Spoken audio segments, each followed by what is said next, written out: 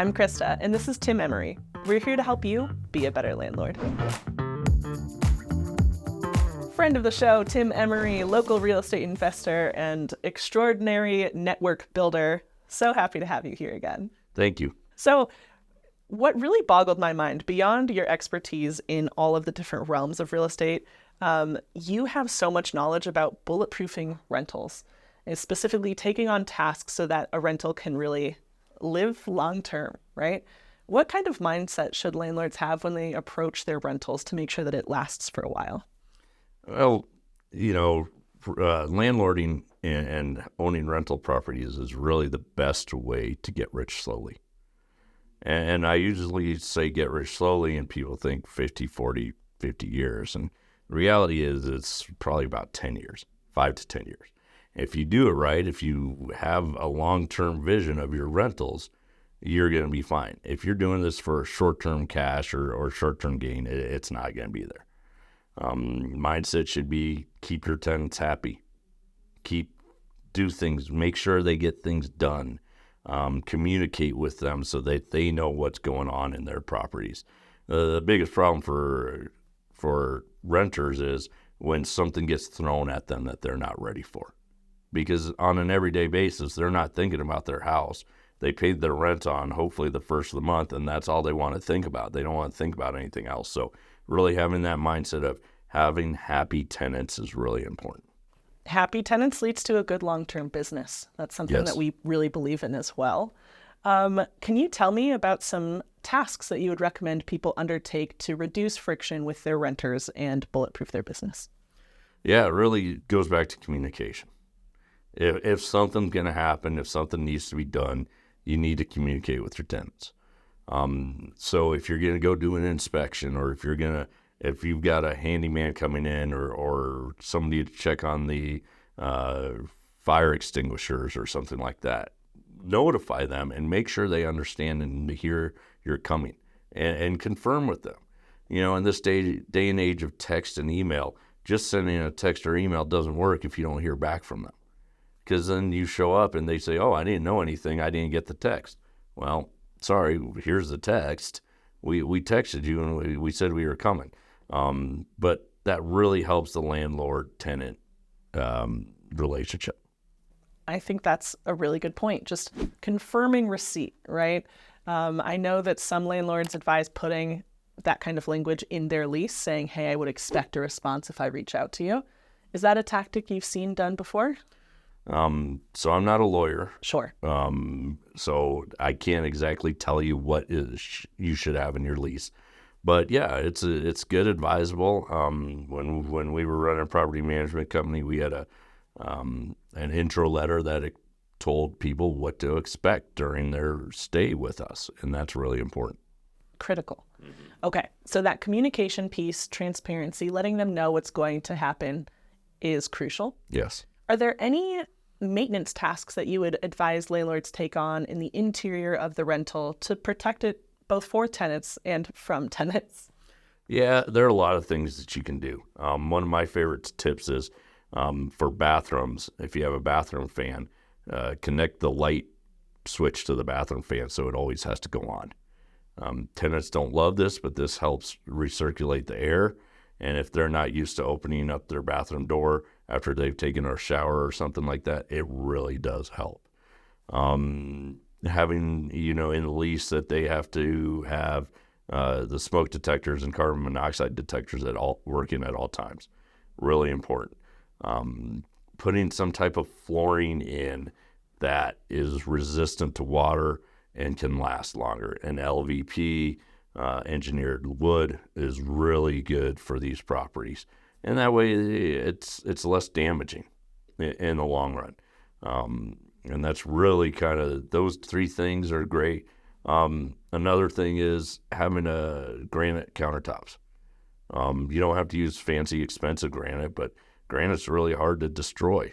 The old linoleum and Formica countertops that we all used to have and we grew up with are really easy to destroy, so granite's great. And to tell you the truth, when people nowadays walk into a house with a granite countertop and stainless steel appliances, they fall in love with that property. and it's really an upgrade, and it's not much more expensive than the other stuff that we were using in the past. Wow. Those are really great tips, especially that granite piece, because, I've often associated it with lavish wealth. And so I can imagine if a renter is coming into a new spot, they see this countertop, they see the appliances, the nice flooring, whatever you put down. Of course, they're going to fall in love. They're going to envision themselves there. Mm-hmm. I know that flooring tends to be there are a lot of opinions about what the right type of flooring is for a rental. I heard you say, I'm going to get the acronym wrong. Is it LVP? Yeah. Beautiful. Tell us a little bit more about why that is one of your top picks. The good LVP that is water resistance, what doesn't warp as much. Water can sit on it for a little bit longer, and it tends to be more durable. Now, nothing's going to really last very long if you've got, 6 kids and 2 dogs running around on it. It's just something you're going to have to deal with. But that type of material does seem to last longer. Also, something funny with these tips, a lot of them tie back to moisture and to really not wanting a lot of moisture in the space. If you are concerned about moisture and mold, we do have an episode about that you can check out down below. Do you have any mold fighting tips? Anything that you've seen in the business? I am not a mold expert. In fact, I don't even profess to know what mold is because it's a mold-like substance, because I have not been taking a class or anything on the facts of finding mold. But when water and moisture are present, mold will grow. We had a tenant one day that they had a big window in their bathroom. They never opened the window. They also never opened their door. So they called us one day and said, we've got this black stuff growing in our bathroom. And of course we got there and there was some black stuff growing in their bathroom. And we asked them if they had ever opened the window or opened the bathroom door, and they said no. So we taught them how to open the window and open the door and, spray mold killer on it, or mold-like substance killer. And it got better. But you got to get rid of those water sources. And so if you have a leak behind your sink, leaks in the shower, stuff like that, you need to take care of that problem. Here in Colorado, we don't have a lot of mold because our air is so dry. Other parts of the country, though, I'm sure you guys got better tips and tricks on that. Fair enough. I like what you said about educating them and really pursuing it from that angle. It's a theme in our conversations, that just really making sure that people know what's expected of them, that renters understand this is why I need to do this thing and how it's going to help me and live here long-term comfortably.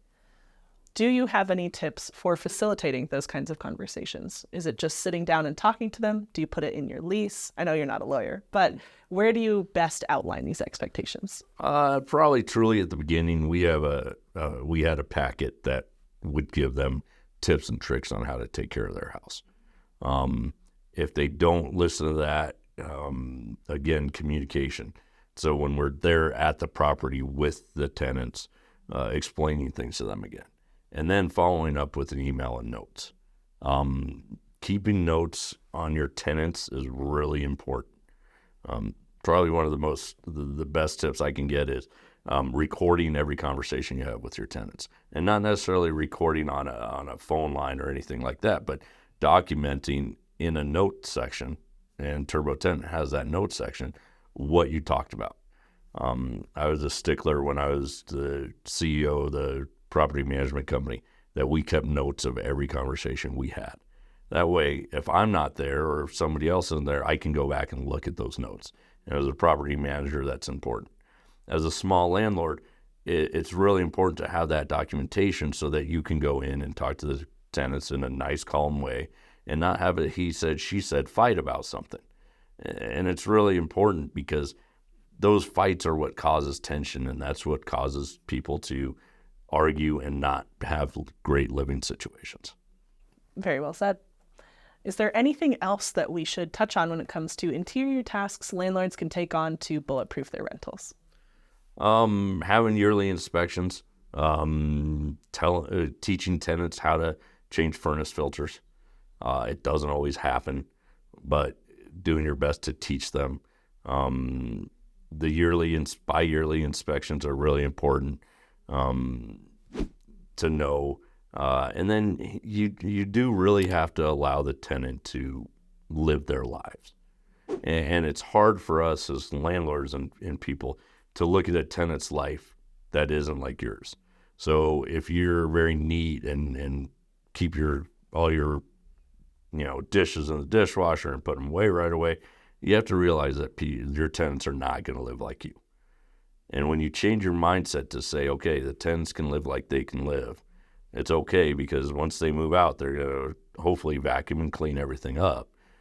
You're going to have your own situation there. So really, the mindset of letting the tenant live is really important. Now, that's always to a point and to a fault. If you have a hoarder or somebody who's really messy and that attracts bugs and everything else, then you have to deal with that situation. But for the most part, I'd say 95% of the tenants are really good tenants and just want to be left alone.